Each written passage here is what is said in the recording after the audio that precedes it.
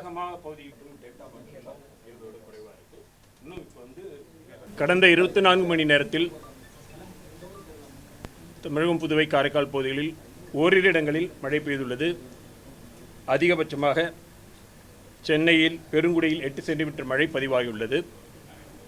தற்பொழுது தென்மேற்கு வங்கக்கடல் பகுதியில் குறைந்த காற்றழுத்த தாழ்வு பகுதி தமிழகம் மற்றும் தெற்கு ஆந்திர கடற்கரை பகுதிகளில் அப்பால் நிலவுகிறது.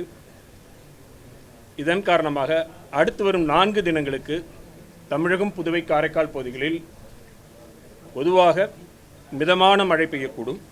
கனமழை பொறுத்தவரையில் அடுத்து வரும் 24 மணி நேரத்திற்கு சென்னை, திருவள்ளூர், செங்கல்பட்டு மாவட்டங்களில் ஓரிடங்களில் கன முதல் மிக கனமழையும், டெல்டா மாவட்டங்கள் புதுவை, கடலூர், விழுப்புரம் ஆகிய மாவட்டங்களில் ஓரிரு இடங்களில் கனமழை பெய்யக்கூடும். நாளை சென்னை, திருவள்ளூர், காஞ்சிபுரம், செங்கல்பட்டு மாவட்டங்களில் ஓரிரு இடங்களில் கனமழைக்கான வாய்ப்புள்ளது.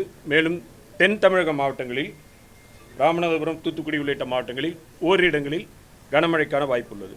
14ஆம் தேதி வடகடலோர மாவட்டங்கள் மற்றும் தென் தமிழக மாவட்டங்கள், மேற்கு தொடர்ச்சி மலையை ஒட்டியுள்ள மாவட்டங்களில் ஓரிரு இடங்களில் கனமழைக்கான வாய்ப்புள்ளது. 15ஆம் தேதி தென் தமிழக கடலோர பகுதிகள் மற்றும் மேற்கு தொடர்ச்சி மலையை ஒட்டியுள்ள மாவட்டங்களில் ஓரிரு இடங்களில் கனமழைக்கான வாய்ப்புள்ளது.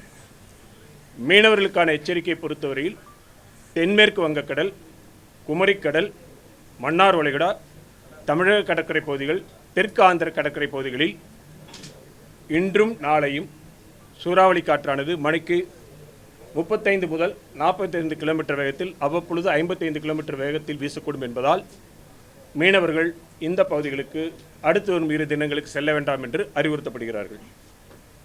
வடகிழக்கு பருவமழை பொறுத்தவரையில் தமிழகம், புதுவை, காரைக்கால் பகுதிகளில் அக்டோபர் 1 முதல் இன்று வரையான காலகட்டத்தில் பதிவான மழையின் அளவு 256 மில்லிமீட்டர்.